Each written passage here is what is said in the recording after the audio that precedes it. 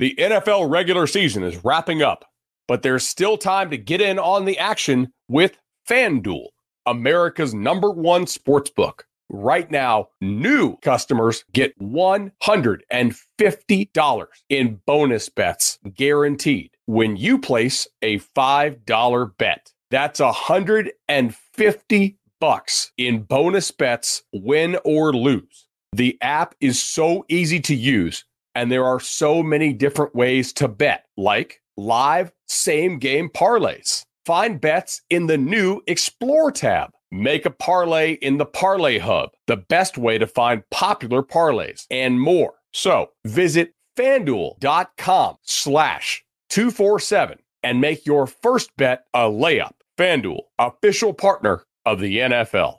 Must be 21 plus and present in Arizona, Colorado, Connecticut, Iowa, Illinois, Indiana, Kansas, Kentucky, Louisiana, permitted parishes only, Massachusetts, Maryland, Michigan, New Jersey, New York, Ohio, Pennsylvania, Tennessee, Virginia, West Virginia, or Wyoming. FanDuel is offering online sports wagering in Kansas under an agreement with Kansas Star Casino, LLC. First online real money wager only. $10 first deposit required. Bonus issued as non-withdrawable bonus bets that expire 7 days after receipt. Restrictions apply. See terms at sportsbook.fanduel.com. Gambling problem? Call 1-800-GAMBLER or visit fanduel.com/RG in Colorado, Iowa, Michigan, New Jersey, Ohio, Pennsylvania, Illinois, Kentucky, Tennessee, and Virginia. Call 1-800-NEXT-STEP or text NEXT-STEP to 53342 in Arizona, 1-888-789-7777, or visit ccpg.org/chat in Connecticut, 1-800-9-WITH-IT in Indiana, 1-800-522-4700, or visit ksgamblinghelp.com in Kansas, 1-877-770-STOP in Louisiana. Visit mdgamblinghelp.org in Maryland. Visit 1-800-GAMBLER.net in West Virginia, or call 1-800-522-4700 in Wyoming. Hope is here. Visit gamblinghelplinema.org or call 800-327-5050 for 24/7 support in Massachusetts, or call 1-877-8-HOPE-NY or text HOPE-NY in New York, or visit oasas.ny.gov/gambling. Standard text messaging rates apply. Sports betting is void in Georgia, Hawaii, Utah, and other states where prohibited.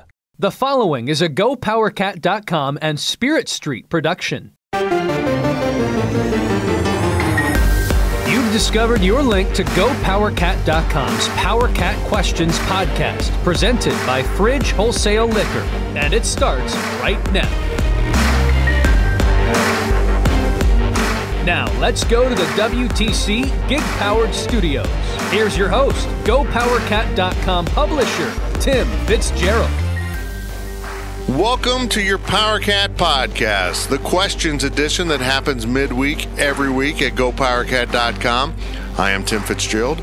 Riley Gates to my right, Zach Carlson to my left. Riley Gates is not signing autographs because I ask.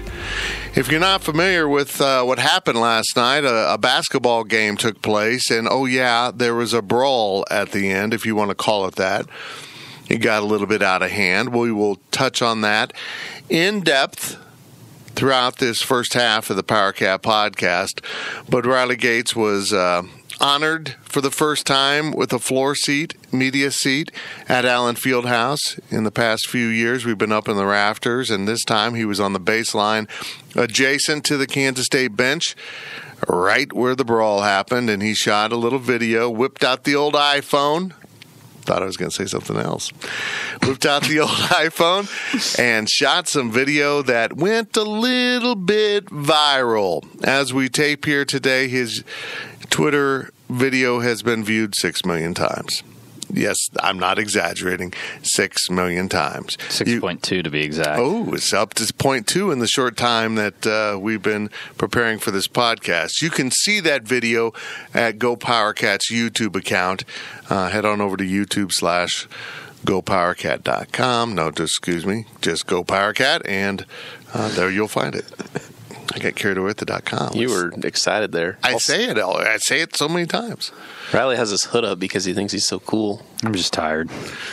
So the hood, Chilly. with the hood up, makes it cozier. Oh, okay. Hood up. We got the lights down a little bit here in the studio. No promises about staying awake. But we're well lit by your fame. Yeah. You know what else is well lit are my mentions right now. My God, man. Yeah. 16,000 likes. No, sorry, that's the Sports Center tweet. 25,000 likes, 7,000 retweets. I like Riley Gates. He is single, ready to mingle, And as I mentioned on Twitter, and I think it was just kind of glossed over, ladies, he would be a great Instagram boyfriend. He would shoot all those wonderful videos. I did get like 15 new Instagram followers last night. Nice. Did you post it to Instagram? Yeah, well, I put it late. Like, I got tagged in like Sports Center, Bleacher Report on Instagram too. So people were following me off of that. Oh, lucky that you have your handle on both. Yeah. Oh. Well, yeah. That wouldn't work for me. We're sponsored by The Fridge Wholesale Liquor. If you're in Manhattan, make sure you stop by The Fridge. It is an amazing, wonderful liquor store. If you drink and you're in Manhattan, that's where you need to stop. They've got everything. They even have Bang. They now have Bang, which makes... I would not suggest it, man. I've done that before. Bang and alcohol? Bang and vodka, and it was a quick night. I mean, it was a long night, but in my head, it was a quick night. Oh, so you went to Blackout City? Felt like the night was like 15 seconds. Yeah. Got to be careful with mixing your caffeine and your alcohol. Believe me, I've tested that theory. This segment sponsored by Tanner's. They get their alcohol from The Fridge, so why don't you head on down to Tanner's to watch your favorite game or your favorite brawl. Whatever pops up on the TV, Tanner's has it. K-State KU on pay-per-view. K-State KU on pay-per-view.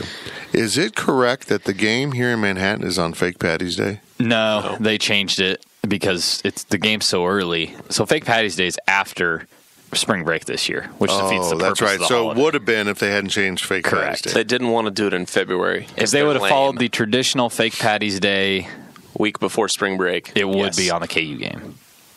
But it is not. So they just refuse to have it on. I mean, it's not real really Fake Patty's Day, then it's just a big drinking day. And that's what Aggieville is all about. This is the Questions Podcast. You ask the questions at Wabash Station, our VIP message board, and we answer. And let's quit messing around. You want to know about the brawl in Allen Fieldhouse. Hold on, what was your name for it? The Fisticuff in the Fieldhouse. Fisticuff in the Fisticuff Fieldhouse. in the We're Fieldhouse. trademarking that, by the way. You don't get to use that. Yeah, that's like our, with the big game. It's like Malice in the Palace, but it's mine. I searched Twitter to make sure nobody had tweeted it yet. Did you spell it all right? Did you spell Fisticuff right? Yes, I did. Keep in mind our business intelligence. Riley gave away the video to anyone who wanted it, but we're going to trademark Fisticuff in the Fieldhouse, which will go nowhere. Put it on a T-shirt. Maybe make it green for the real Fake Patty's Day for the next game. I like it. You know what I like more? Questions from Wabash Station. From Adam K63, first half is all fight questions. So you should play a bell before each question. No sound effect. Let's get ready to rumble. Well done. Does James Love have a seat on the bench after Tuesday night? He had a seat on the bench before Tuesday night. He's done. He's done. He's absolutely done, if he wasn't already done. Do you think K-State, now, as we record this, we don't know what the penalties are. Yeah, those could come down here before this podcast is up. I don't know. It'll probably be later in the day. They've got so much to sort out, but we don't know. But we assume James Love is going to take a big hit, like it freaking matters. The guy's played, I don't know, pull up his career stats. How many games has he played? Before we get into each individual part of this, do we just want to do a quick walk back through what we... Yeah. Let's smart. do that. That's smart. Just so that way we're all on the same page of opinions. You're good at quick videos and organizational things. By the way, James Love in this season has played in one game, has played 2 minutes, averages 1 rebound per game. His career as a whole, James Love is averaging, and ESPN doesn't tell me that. Never mind. He's never averaged more than 0.7 points a game. He is on the all-airport team. He's not even. He's a stick. The biggest surprising development out of last night was, as far as I know, he didn't break anything during that whole melee. I know. He fell down. He was swinging. He wasn't really punching. He was kind of flailing with his arms and shoving, and he ended up on his ass because a KU staff member did a flying takedown and kind of clipped him and knocked him backwards, and he got apparently stomped on. But let's go back to the very start. Silvio has the ball across half court. He's dribbling out. Dejuan steals it. We're all on the same page. Blocked by D'Souza. Well, let's back up. Bad idea. Bad idea by Dejuan. Just let the game run out and get the hell out of there. That's not playing to the final whistle. But it is a basketball play. It's looked down upon. It's not proper basketball etiquette to do that, but it is a basketball play. So then he gets his you-know-what stuffed. Which we all could have seen coming from a mile away. Which is also a basketball play, and I went back and looked, and it was clean. Yeah. He was great just got his you-know-what thrown out. Then Silvio D'Souza steps over the top of Dejuan Gordon. This happened right in front of me. That's when I knew something was going down. And it wasn't like he just kind of ended up there and looked down at him. He went out of his way to almost straddle him and look down at him. And that's when it all broke loose. That was the ignition right there. Then Antonio Gordon, well, you see David Sloan charge from like half court. He's on the court, though. But yeah, he's playing. I can't see what David Sloan does because I haven't seen a camera angle that shows him through the finish. It appears to me that he's at the front of the surge, but the surge of people hits him, and he kind of gets propelled forward. I think he made contact with Silvio D'Souza, but I don't think it was intentional. I think he kind of tripped over Dejuan, and as best I can tell. Hopefully they have other angles. Hopefully there's more video from ESPN that didn't air that's helping them sort this out. But he did make contact with D'Souza, and then Antonio Gordon comes out of nowhere and off the bench and really started the first physical contact. Antonio Gordon very loosely started this, okay? He shoved him. He shoved him violently and shoved him off his feet. Yes. And that's when all hell broke loose. So let's be clear. K-State's not free at fault here. Antonio Gordon was the first one to actually make intentional physical contact in this. And then D'Souza responds with fists and took a shot at David Sloan. We can't tell if contact was made, but there were closed fist punches being thrown at that point, and then it went to hell. He takes a shot at David Sloan, who thankfully I think was too short and too far away. Yeah, sounds like a dig at David Sloan, but he was too short to get hit. James Love then comes out of nowhere. I still am amazed that he found his way to the front of this thing. Look, Jordan Henriquez, one of the assistant coaches for Kansas State, I don't know what his graduate assistant, had him blocked out. It's the first time in my life I've seen James Love worked around and blocked out. He got around J.O., a 7-footer, and got to the front. If that was a rebound, he would have dunked it. I've never seen him inspired like that. And he got to the front of the pack, and at first, I thought he was throwing punches, but I went back and looked. He really wasn't throwing punches. I don't know what in God's name he was doing. I think we're going to differ on opinion here. I think he throws a punch. I think he gets here. He either realizes that I can't do this, or he's the worst puncher in the world because his fist drop. He has a closed fist. And he's going like this. The thumbnail of the video clearly shows James Love, and it looks like he's about to take on the entire KU basketball team. He cocked his fist back and he came forward with it, and then it just dropped. So I don't know if he, I hope he said, "Oh shoot, I can't do this," drop. But he attempted to punch. I didn't see him really swing at anyone in particular. It was almost like Silvio in the chair. I'll slow scrub my video for you later. But all the still photos, and then he's just kind of groping and shoving and open hands, and it was very James Love-ish. A coach goes flying over the scores table, apparently 2 inches from me. I didn't see that. You were locked in, brother. Nothing was stopping you. And then I couldn't see D'Souza pick up the chair. Obviously, I've seen it since then. That's what crossed the line. Okay, the fists, bad. 1 game suspension, maybe 2. The shoving, 1 game suspension. The chair, you can argue that's a season-ending suspension. Even if you don't use it. Because that is intent. And had Jordan Henriquez and Jarence Howard not been there, he would have hit somebody with it. Yep. What remains unclear is what happened when James Love fell into the stands. There's like risers at that end. What happened to him? He was out of sight at that point, but 2 or 3 Kansas players surround him, and people have said he was stomped.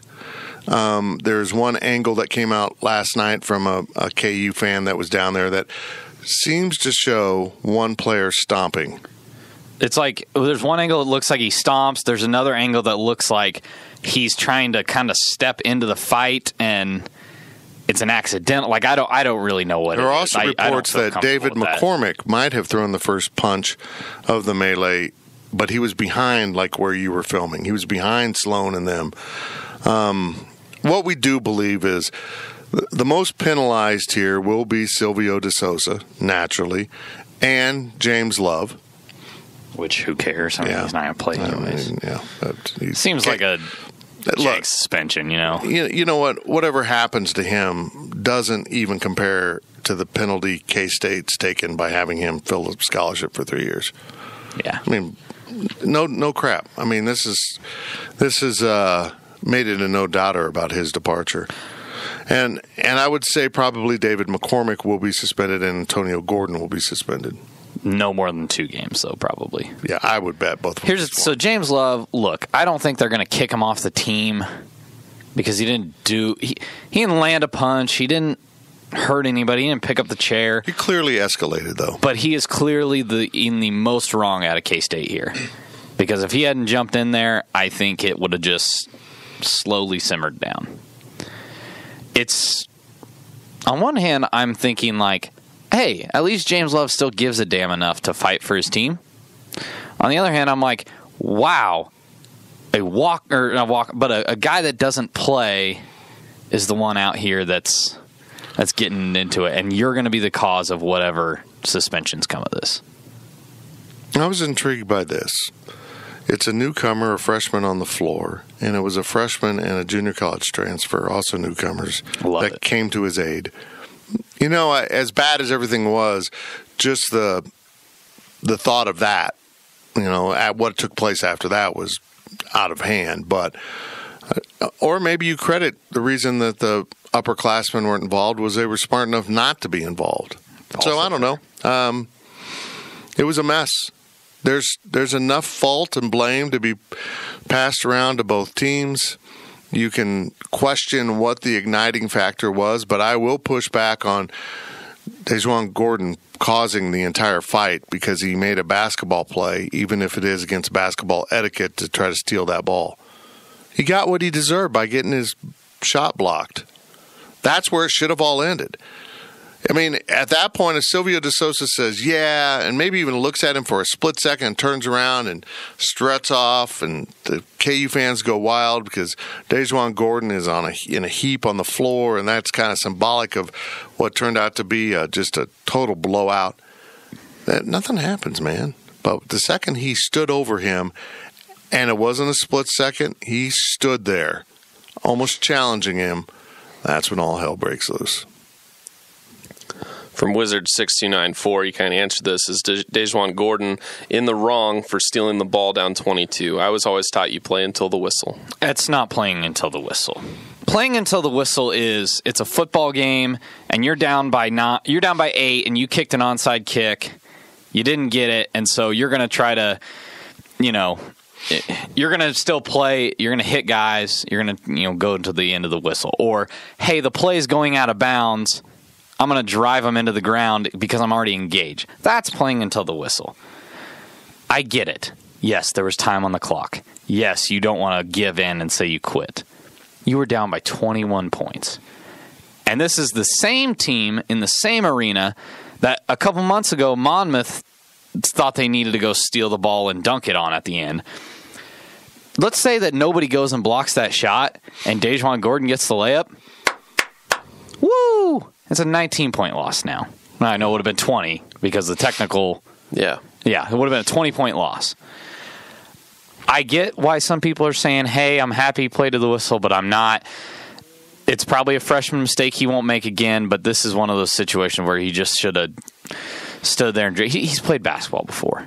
This has happened before. Come on, man. And I seem to remember it was okay when Brandon Green did the same thing to K-State.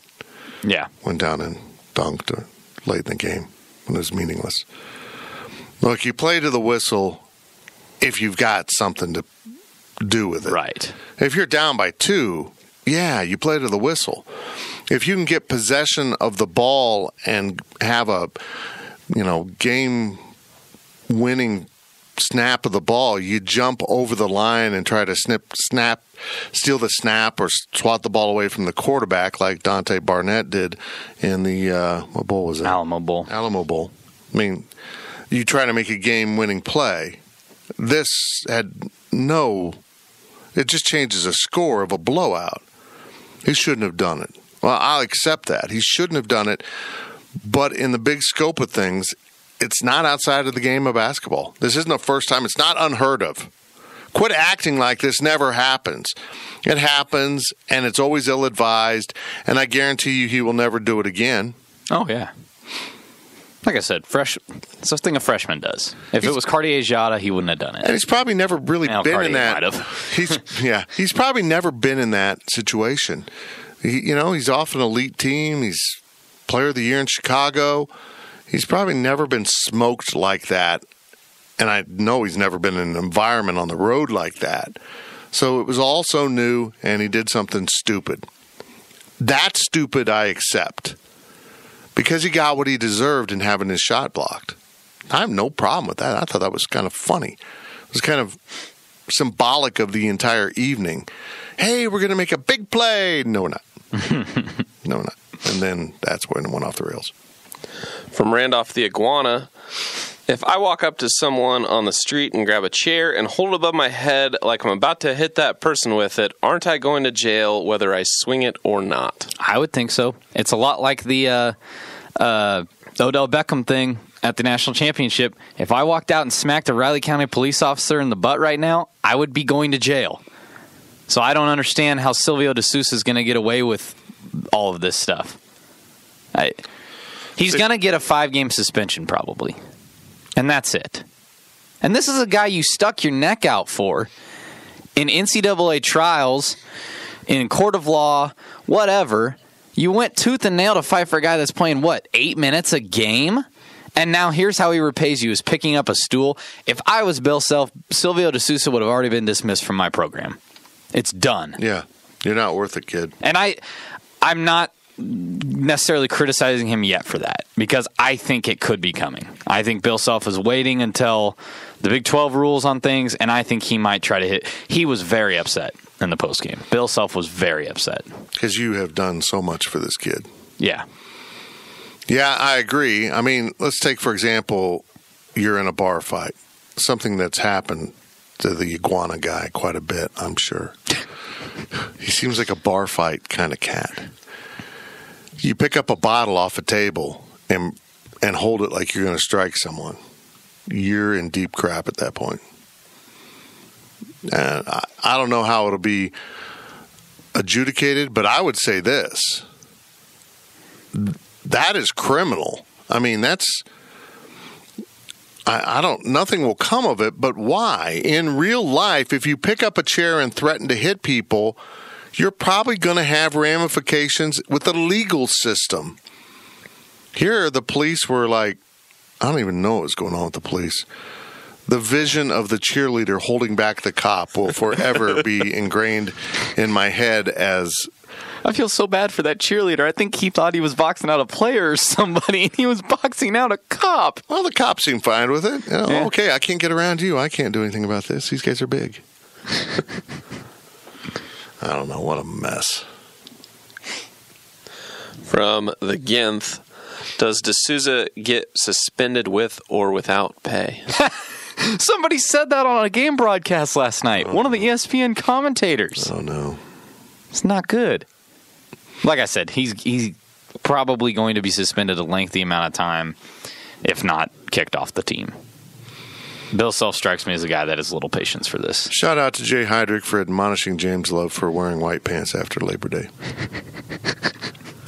He also proved that no matter how cool you think you are, if you're wearing pants that are too far down your hips and you're not wearing a belt, you're going to end up looking like a dork.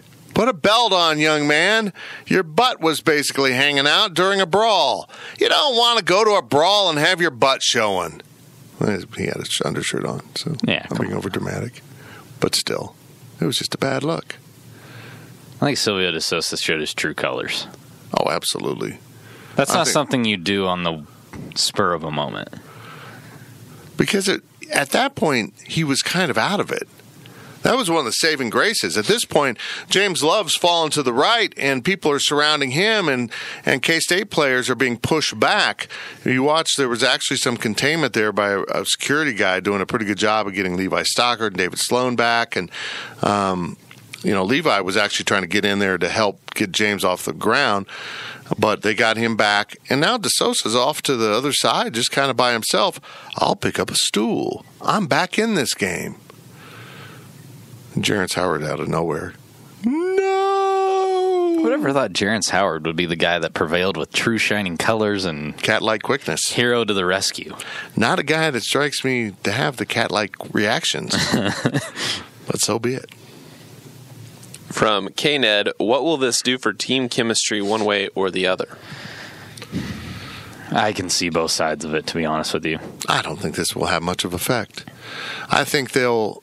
if they've got a couple players suspended, they'll sit them out for Alabama, and they'll come back and just go on with their business.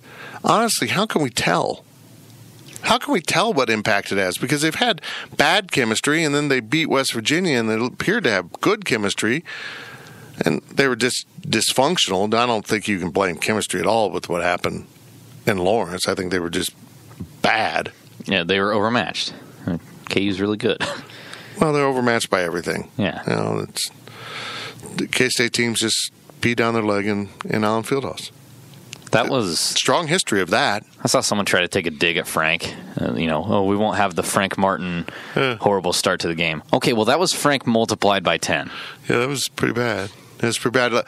Look, I made a decision last night for the first time in a long time. I wasn't going to go to Lawrence, and I sent the boys over because we don't get a courtside seat, and you can't really see anything from the rafters. So I decided I'm going to stay home. And for 59 minutes and 59 seconds of game time, it was just like every other game that I've seen in that building. And then, look, let's be honest. Even if I had gone, you would have been in the courtside seat because you're the beat writer. I would have, if I had been, I would have dropped my phone. You would have been in the fight, Fitz, and I mean this as a not dig. You are clearly a bigger individual than I am, and I was very close because I was shoved up against the table. My knee was in the pathway. Now, looking back, it's a miracle nobody ran into me. There's not that much room between the table and the standard. Look, you know me. I probably would have, sure, at some point when the crowd's closed on you, kind of shove back. If I had an angle, I would have gone to save the service animal. The poor dog that was caught in the melee. I didn't even know that thing was there. I had no idea. Man, this was the handicap section. This is so bad. I hope we don't know this. I hope nobody was injured. Bill Self said it sounds like everybody's okay.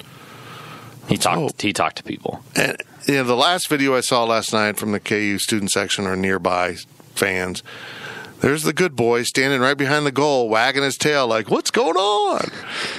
I think getting back to the question about team chemistry, I think the only way this has a negative effect on K-State is if, and I'm not saying they're going to, but if the coaches just come out and just rip them for it, I mean, just lay into them, punish them, and then at that point, you've got players maybe saying, to hell with this. We're 1-5, and we're getting punished for this. It's a tough line that these coaches have to walk now. They have to make it clear this is unacceptable while wink, wink, way to stand up for your brother. Which is why I'm not one-sided on this argument. Everybody out here is like, I'm so offended for the sport, or I can't believe KU would do this, or I can't believe K-State threw the first shove. I don't care, man. You both were idiots last night. There's not one person in that fight that said that you can tell me has a good argument for fighting. You don't do that. I didn't see one player, in uniform or not, in this case, trying to de-escalate. I saw them all pouring gasoline on it. Now, maybe Levi Stockard, I can't quite tell what Levi was doing. Oh, by the way, McCall Mayween tried to jump the media table between Greg Woods and Ryan Black, and someone pulled him off. He got halfway up the media table and gets yanked backwards. He was going to go flying into the pile and step on a bunch of laptops in the process. Man, guys are finding a way to contribute for the first time this season. It's like Greg Woods texted me after the game. He said, how happy is McCall Mayween that this happened so it overshadows how miserably bad he was tonight. God, he was horrible. Yeah, who would have thought? K-State plays at KU and James Love III steals the headlines. In pants! In white pants and a black shirt. And glasses. That's what threw me off. How did he keep his glasses on? I don't know. Boy, some etiquette was broken. He went into a fight with glasses and people swung at him with glasses. What is going on to this society? What? Stop it, folks. Last question of the fight half from Randolph the Iguana. How bad did the officials screw up by not stopping things after the stare down? Yeah. I think the officials were like, game over, let's get out of here. They neglected, right there, the official under the basket should have cleared off DeSosa, said, get out of here, go, and everything's over. I need to go back and honestly look at the scoreboard and when the light goes off, when the ball goes off, it touches. Bringing those teams back out for 1 second is shameful. It's shameful. I mean, I know what the rules intended to do, but come on. There's safety involved. There's just sense involved. And the fact that it was communicated that the only players ejected were those that came off the bench. DeSosa got a technical for standing over Dejuan Gordon, but didn't receive a technical for throwing punches or picking up a chair to club someone, possibly with great effect. He wasn't punished by the officials for that at all. In fact, I can't get a clear answer if he was back on the court at the end of the game. I suspect Bill Self didn't bring him out, but he was eligible to play. Wrap your mind around that. Yeah, the Big 12 officials skunked this one up big time, which they tend to do, but bringing them back out because a split second was on the clock. A split second. Clear the teams off the court. Let's get out of here, not make it worse. I mean, what happens if K-State inbounds the ball and shoots it? I mean, I'm sure Bruce Weber made it very clear not to do that. But, yeah. Not good. Bill Self has suspended Silvio De Sousa indefinitely pending the final outcome of the review by KU in the Big 12 Conference. That's a good move. And definitely will be one game. I disagree. I'm kidding. Oh. Okay, sorry. If it was the off-season, boy, would he be indefinitely suspended. Until further review. Until further review. Can I just... You're going to miss one game. I'm going to say this real quick, and I'm going to say it at the risk of catching some flack, but I saw someone post on the board, so I just want to address it here. I love Bruce Weber. I think Bruce Weber had a mindset of avoiding conflict last night. He couldn't have handled the post-game press conference worse. Bill Self handled it the exact way you're supposed to. You come in, you say, I don't know exactly what happened. I need to see the video until I can make further decisions. However, I'm upset that we were a part of it. We were at equal fault. Blah, blah, blah, blah, blah. You take as much ownership without admitting complete fault. Bruce Weber came in, said, I don't know, I didn't see it, and then went on into his opening statement about the game. Nobody cared about the game, Bruce. Again, I understand his thinking probably was, if I go in there and make a definitive comment, I'm probably going to get myself into some trouble. I'm going to say something that isn't true, whatever. And if that's his mindset, I understand it. But sometimes just give the PR answer, man. That's where he's really weak. And give the PR. He doesn't understand the PR answer. He doesn't, to a fault and to his credit. Sometimes he'll... in the past, he's made up excuses that were horrible optics, and this year he's been really blunt, which you can also see bad optics in that. As media, we love it. But yeah, look, he knew something went on. He acted like he didn't know anything went on. Granted, he's walking away and shaking hands, so he's literally has his back turned when it all breaks loose. I get that. But you can see him bear hugging Dejuan Gordon on the sideline at one point. How Dejuan got from on his back under the goal to over to the sideline, I'm not sure. But there he is, and Bruce is basically shoving him out towards the locker room like, we can't get you suspended. So he knew something was going on. But, yeah, it's just we're saddened that we were part of this. We will investigate it, blah, blah, blah, saying stuff without saying stuff instead of just not saying stuff. Bingo.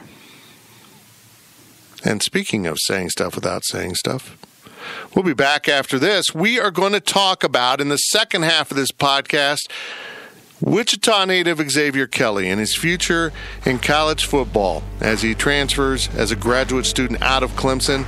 Will he end up at Kansas State? That's coming up on the PowerCat Questions podcast, sponsored by Fridge Wholesale Liquor. Stay locked in. The PowerCat podcast will be right back. Diets and workouts, you've done the work, so why can't you get to your goal weight? That's because up to 70% of your weight is predetermined by your genetics. So while you've been told that it's all about your willpower, you're actually fighting your biology. Don't do it alone. Found's Doctor Design program uses medication as part of a treatment plan that targets your body's unique biological needs, so that your body works with you and not against you. Take the quiz at joinfound.com to see if Found's weight loss program is right for you. Imagine the softest sheets you've ever felt. Now imagine them getting even softer over time. I'm here to tell you about Boll & Branch sheets. In a recent customer survey, 96% replied that Boll & Branch sheets get softer with every wash. They're made from the rarest organic cotton and designed to get even softer over time. Try their sheets with a 30-night guarantee plus 15% off your first order with code Odyssey. So head to BOLL&branch.com today. Exclusions apply. See site for details. We now send it back to Fitz in the WTC gig-powered studios. Welcome back to the PowerCat Questions podcast, sponsored by Fridge Wholesale Liquor here in Manhattan, Kansas. Tim Fitzgerald, Riley Gates, Zach Carlson here in the WTC gig-powered studios. And if you missed out, if you opted not to watch the game last night, as many K-Staters did, I've always said it looks like pro wrestling. You kind of know what's going to happen. Although, a chair gets involved. And then a chair got involved, so it really did become pro wrestling. I love the tweets that said, by God, that's Silvio De Sousa's music. Man, what a mess in Lawrence. Wow.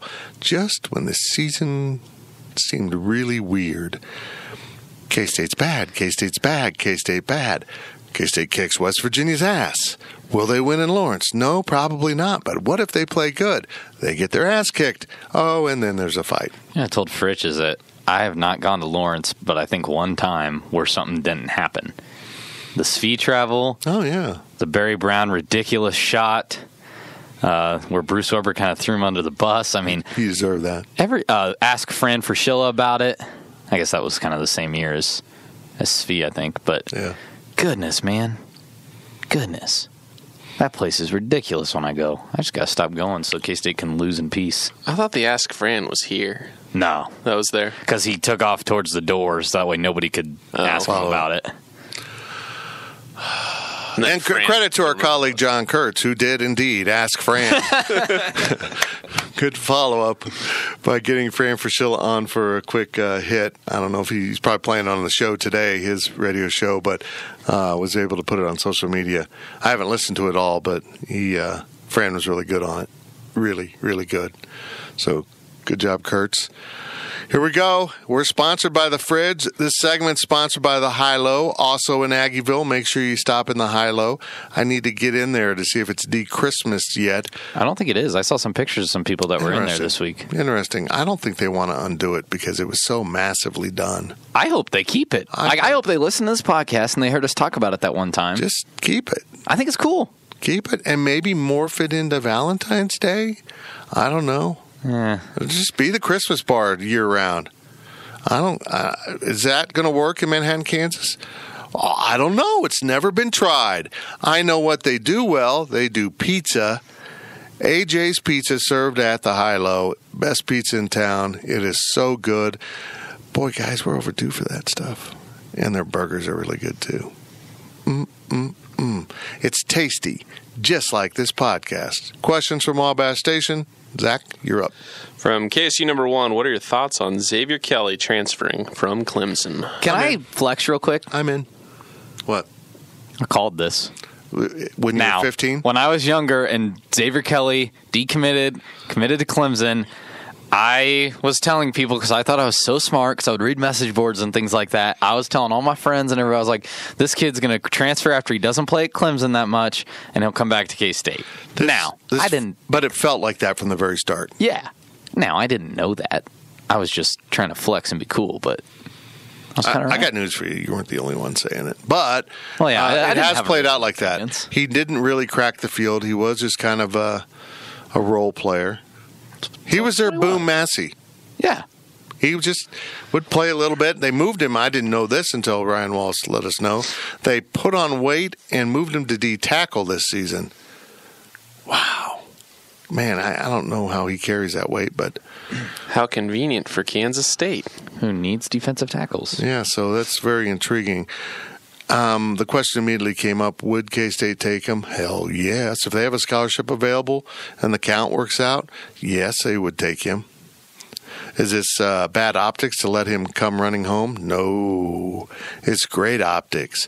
See what Xavier did? He went to play for Clemson, and he was the kid from out of state trying to play on a Southern team, and he got shoved to the back of the line. Now, never mind that a kid from Kansas City, Isaiah Simmons, was a superstar for him, but let's not talk about that. Details. And if you'd asked me, I would have picked Kelly as the star, not Simmons, but so be it. This is a good sales point. Look what happened to X. Look what happened to him. He was all that. He was a 4-star. He was committed to K-State, swapped it out to go play for Brent Venables at Clemson. Seemed like a no-brainer unless you want to play college football. And your better bet had been staying at Kansas State. But who knows? Maybe he didn't want to play for Coach Snyder. Maybe that wasn't what he wanted. Maybe it seemed more fun under Dabo and Brent and he got 2 rings. Clemson. He did get a couple rings. Now, will he come home? I would guess yes, Riley. Obviously, it's very early in the recruiting process. This is the only plausible thing to me, right? If you're not going to play, go play for a winning team. You're playing for Clemson. Clemson's going to be in the college football playoff again next year. You could have stayed at Clemson. You could have won another national championship ring, potentially, and been what you were for your whole career. Or you can leave, go somewhere you're going to play. Okay, well, what do you want to do? Do you want to go somewhere you're going to play that isn't all that good and is kind of middle of the pack? Well, there's tons of schools out there, but what kind of stands out among all of them? Come home. Yeah. So that's the edge that K-State has.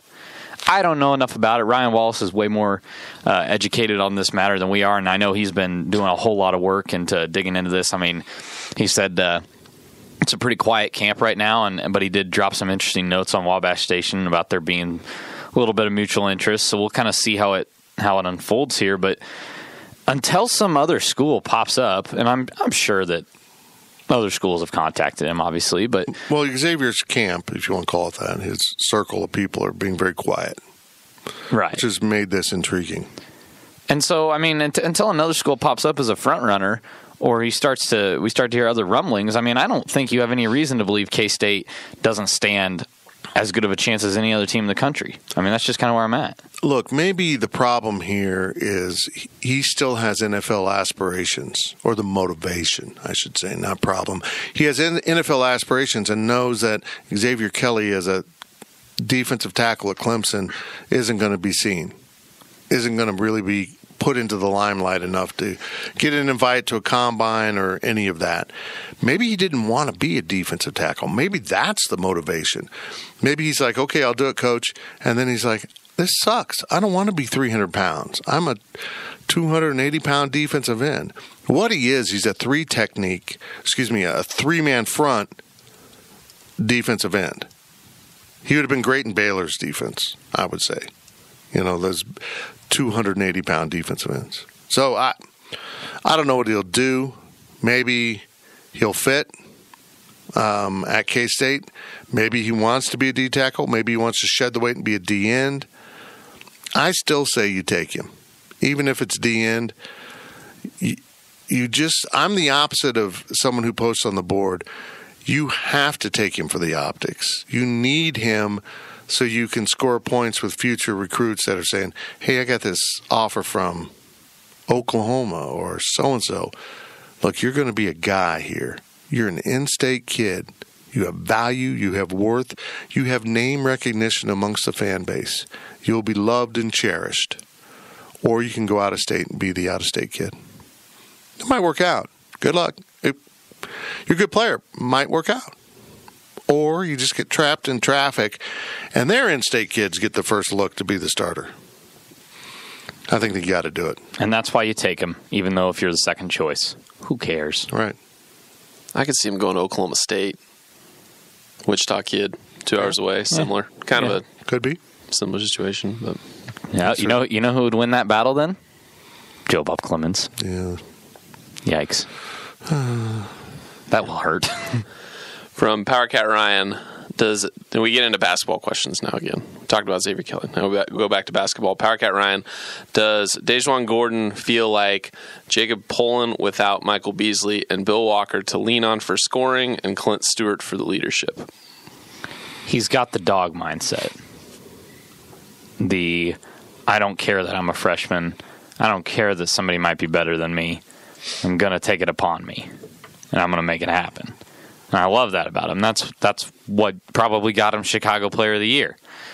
And that's kind of what Pullen had, I mean, Beasley was the spotlight. Bill Walker was right there, and yet Jacob Pullen didn't say, well, I'm going to hide in the shadows until I'm a junior or so, and then I'll step up. No, Jake stepped up as a freshman. Obviously scored 20 against KU that night. So, I mean, I like the comparison from that. I don't know if Dejuan will ever command the team in the sense that Jake did, and I think that's a lot due to the fact that Dejuan's never going to play point guard. I mean, your point guard kind of commands a lot of control of the offense. So I don't know if he'll ever have that mindset, but overall as a player, as a guy that gets after it and wants to lead the team, I think that's absolutely a fair comparison.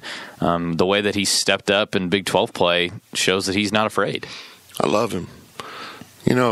Last night, aside to the end of the game antics, he is a fighter, a scrapper, if you want to use the word fighter in this situation. He's a scrapper, and he wants to win.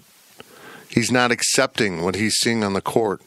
He's stepping into a leadership role as a freshman. You just don't see that often. And it has caused some tension maybe in the locker room, but I think now players are more accepting of it because he's got the bank to cash those checks. Yeah, he's a player, man. Now, he isn't everything some people thought he was. There were some people that thought he'd come in and be Jacob Pullen as a junior, as a freshman. That's not going to happen. But any kid who as a freshman, and this goes for Barry Brown before him, who steps up and says, Coach, I want to be the stopper on defense. I like that kid. And he's done that. And he wants to be the stopper. He may not have all the tools yet to do so, but he's going to get really smart and wise with how he defends and become really good. And now he's beginning to stroke the ball better. Again, it was the newcomers who were initially involved in the melee, the fracas. What other good words can we use? The tussle. A lot of people have been comparing it to the Malice in the Palace, and I just don't think that's... No. Oh, I just that those guys were at the forefront of it. Like, we're going to stand up for ourselves. While it ended up being a bad situation, there's a hint of good in it. Yeah, we're going to stand up here. So we'll see how this all takes place. But yeah, I see what you're saying. He's a different player than Jake Pullen, but he's got that attitude. He will be the guy who says, I'm not going to the NIT at some point in his career. Let me tell you this. When Nigel Pack gets settled in and used to college basketball, boom, there you go. There's your Michael and Bill except guys that are going to stick around for more than 1 year. Right. Because Nigel has that mindset. From CFID, with Bruce going hard after 2 more recruits, who leaves after this year? I think it's fair to say James Love is gone. Well, I think it's fair to say even before that, Love and Shad were probably out the door. I'm surprised it's 2 more. I really am, because there are 3 juniors on this team who are seeing action in Mike McGurl, Levi Stockard, and Cartier Jada. What's up with Mike McGurl? A 3-game concussion? I don't want to underestimate concussions. I mean, I've never had one. Since I heard Bruce say on a pregame show that he walked around with it a couple days before telling the trainers, if it's a 3-game concussion, he would have been in bad shape for 2 days. Yeah. So I'm having problems believing this is all concussion. Maybe it is. I'm struggling to come up with a concrete decision of what might be the case, but what I am feeling very comfortable with saying is I think there's a little something up. That's all. I will say out of those 3, I think Levi Stockard will be back.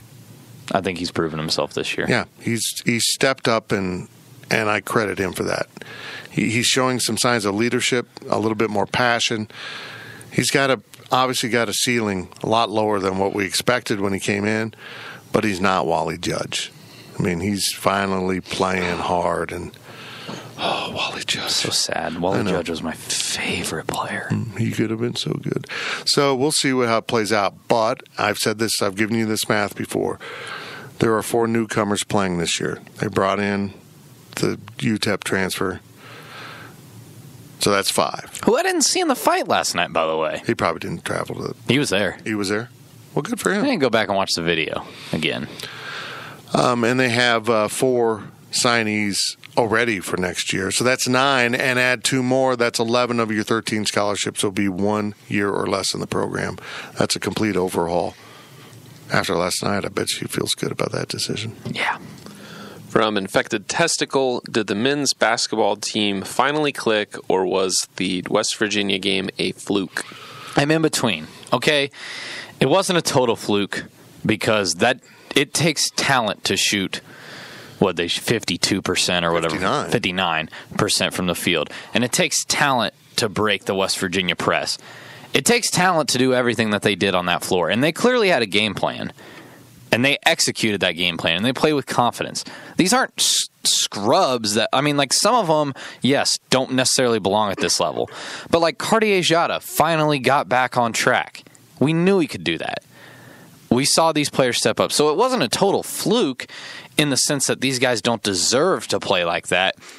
It was a fluke in the sense that they played like that, and then now I don't know if they can ever do it again. You know? We can't expect them to do that again. We can expect what we saw at KU. Why can we expect that more?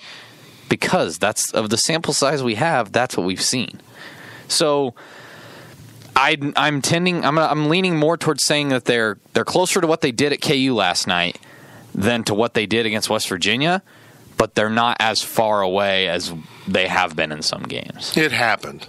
Just the fact that it happened is good for this team. They saw a reward for their efforts. They saw the level at which they are capable of playing, even if it was a night where they just hit a lot of shots. But they hit a lot of shots, and I contend this, and I'll go to my grave saying this, because Bruce let them run. Yeah. They broke down the West Virginia defense. They attacked it. They got to the basket, and they dunked the ball about 8 times. Well, you dunk the ball about 8 times, and you make them all. That's always a question with this team. That's going to skyrocket your shooting percentage right there. You're 8 for 8 within an inch of the basket. So that helps, but it also builds your confidence because you're scoring. You're not stuck on the same number for 3, 5, 7 minutes like this team tends to do. It seems to relax them. He's got to let them run. Now, last night against Kansas, that whole thing was dysfunctional and very familiar, but against West Virginia, you saw a team that really has some elements to it that are very promising. So we'll see if this can be replicated. But they're really in a bad stretch of their schedule. I mean, the fact they did it against West Virginia, one of the better teams of the Big 12, is very notable. Very notable. And, oh, by the way, you get to turn around and go to Lawrence. get your teeth kicked in. And then you got to step out of conference and play Alabama, which is a pretty good team this year. They're hot. And as it turns out, you might be shorthanded because if you have 2 suspensions, take it in that game. Just be over with it. If it's 1 game suspensions, just get them out of the way and get back to playing with full strength in the conference. They need to get to the games that they can really win in this conference. They still haven't played Oklahoma State or Iowa State. That's 4 games on the schedule that are very winnable. They still have Texas coming in. It's very winnable. They still get to go to TCU, which I think is going to come back down to earth a little bit. And Oklahoma still has to come in, which I'm kind of torn on whether Oklahoma's good or not. Yeah, I mean, they played Baylor close the other day. Somebody close. It was Baylor. Yeah, it was Baylor. They made it close at the very end. They've got a couple 3-point shooters that can close up a game. But what I'm saying is this conference is bottom week this year. Usually it's so tough all the way to the bottom. Not this year. There's a lot of winnable games for a team like Kansas State remaining on the schedule. And there were games, honestly, before the West Virginia game, I didn't think they were going to be able to win because they had played so poorly. How could you believe you can win games when you're losing everything in the final minutes of the game? You're blowing leads, you're doing stupid things, you're turning the ball over, and you're losing. West Virginia showed them that they can do it, and I think they'll do it more often. I remember we said 4 or 5 wins. Will they get over that? I think they will now. Just because of that West Virginia game, because of that, they know they can. And Bruce knows the formula. It's David Sloan on the floor and lean on the freshman to go with Cartier Jada and Xavier Sneed and rotate Levi Stockard and Mikal Moline to get whatever you can get out of them. Last question of the podcast from Wizard6294. Does winning alleviate some of Carty's attitude problems? I think at times. What was his body language last night? It was fine. I think he's kind of he got his confidence back. Yeah, he got shook. Here's the thing. Cartier Jada didn't do himself any favors by dunking the ball as the team. So the teams were going to the locker rooms. That's when KU sings their alma mater. So they've got the cheerleaders out on the floor. They're all lined up to sway back and forth while they sing alma mater. And Cartier Jada dribbles right through them, dunks the ball in front of all the KU fans, waves to the crowd. I'm not criticizing him for it. I think it's kind of funny. Ballsy. I love it. It's rivalry. Then you better not airball a three-pointer. Well, and then we get shook. Yeah. That was my problem. He was clearly shook by the constant airball chance. Yeah, that's how fragile your confidence is. Well, no wonder you don't shoot consistently. Yeah. I mean, you might have the look of a confident shooter, but if it's not going on between the ears, you're not going to be good as a shooter. If you're a real shooter, it doesn't matter if you airballed by 3 feet on the last shot. The last one, that's a laser, man. You're putting it through the hoop. That's what good shooters do. He's got a lot of false confidence. That was exposed. I hope he's come back to earth because I think he was kind of in the stratosphere with, I'm the guy. It's my team. And it has turned out not to be that way. But hopefully West Virginia showed him that if we all work together, we can do stuff. If it's not about me and I've got to be the leader, then it all clicks. I don't know. We'll find out. K-State at Alabama on Saturday. What's up the next big mini Monday on the following Monday? You're going to put me on the spot like that, are you? Frankly, I don't even... I wish I could get Google to load the basketball calendar into my phone. It's on my desktop calendar, but not my phone. It won't go into my phone. They got Alabama on Saturday at 5 p.m. and then on Wednesday. Oh, okay. Wait, 6, 7, 8. Yeah.